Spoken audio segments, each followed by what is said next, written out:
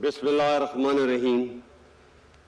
جناب صدر مملکت اسلامی جمہوریہ پاکستان، شہدائے پاکستان کے عظیم اہل خانہ، بہادر غازیوں، سینٹ اور قومی اسمبلی کے ممبران، جنرل آفیسرز، مہمان گرامی اور خواتین و حضرات، السلام علیکم۔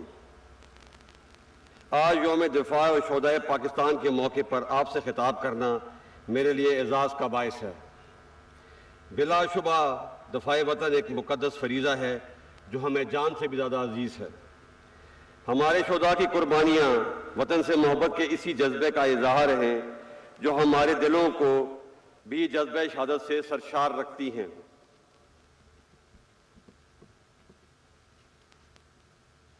قیام پاکستان سے لے کر آج تک کے مستحکم پاکستان تک کا سفر پاکستانی قوم کے جذبوں، ایثار اور وطن سے محبت کی عظیم روایات سے مزین ہے۔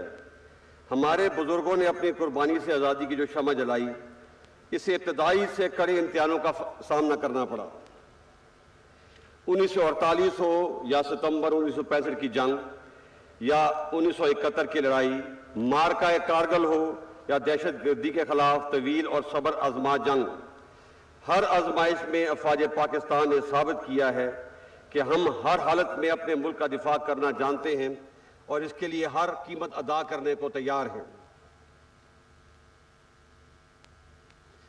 معزز حاضرین، آج کے دن ہم اپنے تمام شہید اور ان کے وطن کے ساتھ ان کے عظیم ورثاء کے جذبے ایثار، حوصلے اور صبر و استقامت کو بھی سلام پیش کرتے ہیں۔ جس طرح ہمارے شہداء قوم کا فخر ہے، آپ بھی ہمارا وقار ہیں۔ آپ نے اپنے پیاروں کو وطن پہ نشاور کر کے جو قربانی دی ہے، پوری قوم آپ کی مقروض ہے۔ میں آپ کو یقین دلاتا ہوں کہ آپ کے پیاروں کی قربانیاں نہ کبھی فراموش ہوں گی اور نہ رائے گاہ جائیں گی۔ آج کی تقریب کا مقصد اسی عہد کی تجدید ہے کہ ہم اپنے شہیدوں کو کبھی نہیں بھولے اور ان کے ورثاء کی نگہبانی ہماری ذمہ داری ہے، اور یہ کہ اس عظیم ملک کی سلامتی اور امن ہمیں ہر حال میں مقدم ہے۔ ہمارے وطن سے محبت تمام ذاتی، گروہی، لسانی و نسلی تعصبات سے بالاتر ہے، اور یہ کہ پاکستان کی حفاظت، امن اور ترقی کے جاری سفر کے لیے ہم کسی قربانی سے بھی دریغ نہیں کریں گے۔ خواتین و حضرات، افواج پاکستان کسی بھی قسم کی اندرونی و بیرونی خطرات، روایتی و غیر روایتی جنگ اور ظاہری اور پوشیدہ دشمنوں سے لڑنے کے لیے تمام صلاحیتوں سے لیس ہے۔ اگر کوئی دشمن ہمیں آزمانا چاہتا ہے تو وہ ہر لمحہ اور ہر محاذ پر ہمیں تیار پائے گا۔ الحمدللہ آج ہمارا شمار دنیا کی بہترین افواج میں ہوتا ہے۔ ہم نے ہر دشمن کا ڈر کر مقابلہ کیا اور تمام اندرونی اور بیرونی سازشوں کو ناکام بنایا، اور سب سے بڑھ کر یہ کہ دفاعی قوت میں خود انحصاری حاصل کر کے ملک کے دفاع کو ناقابل تسخیر بنایا۔ ہمیں اس بات میں کوئی شک نہیں کہ پاک فوج اور قوم کا رشتہ وہ مضبوط ڈھال ہے جس نے پاکستان کے خلاف دشمن کی تمام چالوں اور ہتھ کنڈوں کو ہمیشہ ناکام بنایا ہے، اور اسی یکجہتی نے ہمیشہ ہر مشکل میں سرخرو کیا ہے۔ یہاں یہ امر بہت اہمیت کا حامل ہے کہ عوام کے تعاون کے بغیر کوئی بھی فوج ریت کی دیوار ثابت ہوتی ہے، جیسے کہ ہم نے اپنے ہمسایہ ملک میں دیکھا۔ اس لیے فوج کی کامیابی بڑی حد تک عوام کی حمایت پر منحصر ہے۔ خواتین و حضرات، ہمیں اس حقیقت کو بھی مد نظر رکھنا ہوگا کہ موجودہ دور میں جنگ کی نوعیت بدل گئی ہے۔ اب براہ راست حملے کے بجائے کسی قوم کی یکجہتی اور نظریاتی سرحدوں کو کمزور اور اس کے مختلف طبقات میں انتشار پھیلانے اور شہریوں کے حوصلے پست کرنے کے لیے دیگر حربوں کے علاوہ جدید ٹیکنالوجی اور کمیونیکیشن کے ذرائع کو بھی استعمال کیا جاتا ہے۔ ہمارے دشمن بھی غیر روایتی ہتھ کنڈوں بشمول پروپیگنڈا اور ڈس انفارمیشن کے ذریعے اپنے مذموم مقاصد حاصل کرنا چاہتے ہیں۔ بیرونی دشمنوں کے تمام حربوں اور چالوں سے تو ہم آگاہ ہیں، مگر ہمیں اندرونی انتشار پھیلانے والے کچھ عناصر کے ساتھ سختی سے نبٹنا ہوگا۔ ہم سب کے لیے لمحہ فکریہ ہے کہ کچھ لوگ ملک دشمن عناصر کے ہاتھ میں استعمال ہو رہے ہیں۔ اس منور یا تدبیر کو عرف عام میں ہائیبریڈ یا ففتھ جنریشن وار کہا جاتا ہے۔ اس کا مقصد پاکستان کی جڑوں کو کھوکھلا کرنا اور ملکی سالمیت کو نقصان پہنچانا ہے۔ ہم انشاءاللہ ان منفی عزائم کو کبھی کامیاب نہیں ہونے دیں گے۔ ایسی مشکل اور پیچیدہ صورتحال افواج پاکستان اور قوم کی باہمی اعتماد اور اخوت اور محبت کے رشتے کو اور بھی مضبوط کرنے کی متقاضی ہے۔ معزز حاضرین، یہ حقیقت بھی سب پر روز روشن کی طرح عیاں ہونی چاہیے کہ اس ارض پاک پر کسی پرتشدد رویے یا انتہا پسندی کی اب مزید کوئی گنجائش نہیں۔ طاقت کا استعمال صرف اور صرف ریاست کا اختیار ہے۔ افواج پاکستان اور قانون نافذ کرنے والے اداروں کے علاوہ کسی فرد یا گروہ کو اسلحے کی نمائش اور استعمال کی اجازت نہیں ہوگی۔ کسی شخص کو بھی یا گروہ کو علاقائیت، لسانیت، نظریے اور مذہب کی بنیاد پر ریاست کو بلیک میل کرنے کی اجازت نہیں دی جائے گی۔ بحیثیت قوم ہمیں یہ عہد کرنا ہے کہ ہم سب نے مل کر پاکستان کو قائد اعظم کی سوچ کے مطابق اعتدال پسند، پرامن اور ایک جدید اسلامی اور فلاحی ریاست بنانا ہے۔ خواتین و حضرات، جمہوریت میں پاکستان کی مضبوطی اور بقا ہے۔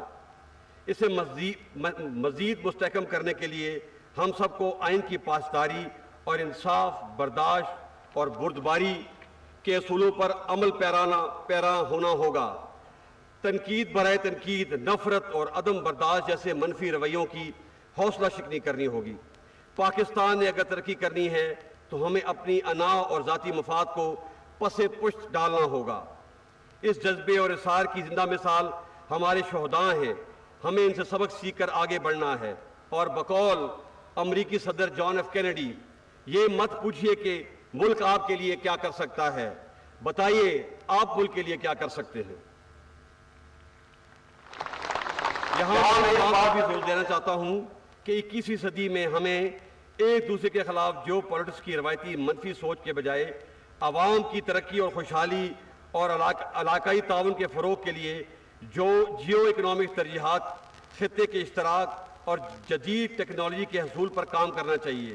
میں سمجھتا ہوں کہ اب تعلیم، صحت، infrastructure development, population control, climate change ہماری ترجیحات ہونی چاہیے۔ معزز حاضرین، ہم خطے کی صورتحال پر گہری نظر رکھے ہوئے ہیں، خاص طور پر افغانستان سے غیر ملکی افواج کے انخلاء کے بعد جہاں صورتحال امن و استحکام کا ایک موقع فراہم کرتی ہے، وہیں یہ مزید خطرات اور مشکلات کا پیش خیمہ بھی ثابت ہو سکتی ہے۔ ہم افغانستان کے برادر عوام کی سلامتی اور ترقی کے لیے خواہش مند ہیں اور یہ توقع رکھتے ہیں کہ اقوام متحدہ سمیت خطے اور دنیا کی بڑی طاقتیں افغانستان میں پائیدار امن کے لیے اپنا مثبت کردار ادا کریں گی۔ اس بات میں کوئی شک نہیں کہ 1979 سے افغانستان کے عوام نے بہت سی مشکلات کا سامنا کیا ہے۔ ہم جنگ کی تباہ کاریوں اور اس کے نتیجے میں پیدا ہونے والے افغان بھائیوں کی مشکلات اور دکھ درد سے نہ صرف آگاہ ہیں بلکہ اس درد کو محسوس بھی کر سکتے ہیں۔ پاکستانی قوم ہمیشہ کی طرح آج بھی اپنے افغان بھائیوں کے ساتھ کھڑی ہے۔ ہماری خواہش ہے کہ افغان لیڈرشپ تمام معاملات افہام و تفہیم کے ذریعے طے کرتے ہوئے افغان عوام کو امن اور خوشحالی سے ہمکنار کرے۔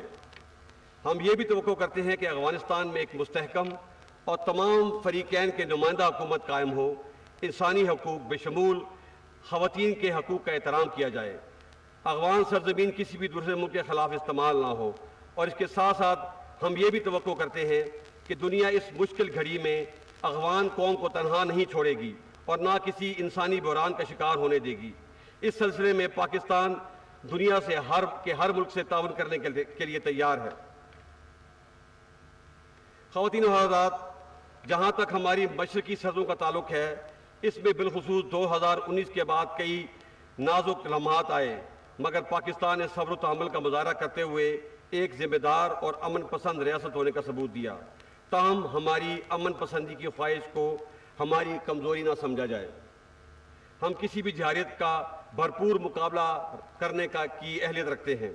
میں یہ واضح کر دینا چاہتا ہوں کہ پاکستان اور ہندوستان کے تعلقات کے درمیان کشمیر کا مسئلہ کلیدی حیثیت رکھتا ہے۔ ہم کشمیر کے بارے میں ہندوستان کے 5 اگست 2019 کے تمام یک طرفہ اور غیر قانونی اقدام کو رد کرتے ہیں۔ جو تمام بین الاقوامی اصولوں کے منافی ہیں۔ ہم کشمیری عوام کے جذبہ حریت، شہیدوں کی قربانیوں اور خاص طور پہ سید علی گیلانی کی طویل اور عظیم جدوجہد کو خراج تحسین پیش کرتے ہیں اور یقین دلاتے ہیں کہ ہم ہر سطح پہ اپنے کشمیری بھائیوں کی سیاسی، اخلاقی اور سفارتی حمایت جاری رکھیں گے۔ معزز حاضرین، آخر میں وطن کی آزادی، سلامتی اور حرمت پر قربان ہونے والے افواج پاکستان کے بہادر افسروں، سردار صاحبانوں، جوانوں، انٹیلیجنس ایجنسیز کے اہلکار، ایف سی، رینجر، پولیس اور لیوی کے شہداء کو سلام عقیدت پیش کرتا ہوں۔ یقیناً ان کی ثابت قدمی اور قربانی کی بدولت ہی ہماری آزادی کو دوام ملا ہے۔ میں شہداء کے لواحقین کے صبر و استقامت کو بھی سلام پیش کرتے ہوئے اس بات کا برملا اظہار کرتا ہوں کہ اس قوم کو دنیا کی کوئی طاقت شکست نہیں دے سکتی جس کی مائیں اپنے بیٹوں کو وطن کی حرمت پر قربان ہونے کے لیے پروان چڑھاتی ہیں۔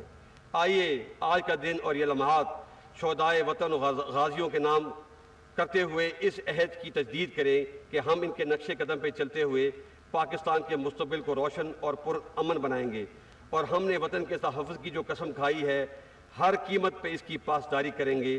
اللہ تعالی ہمارا حامی و ناصر ہو۔ پاک فوج زندہ باد، پاکستان پائندہ باد۔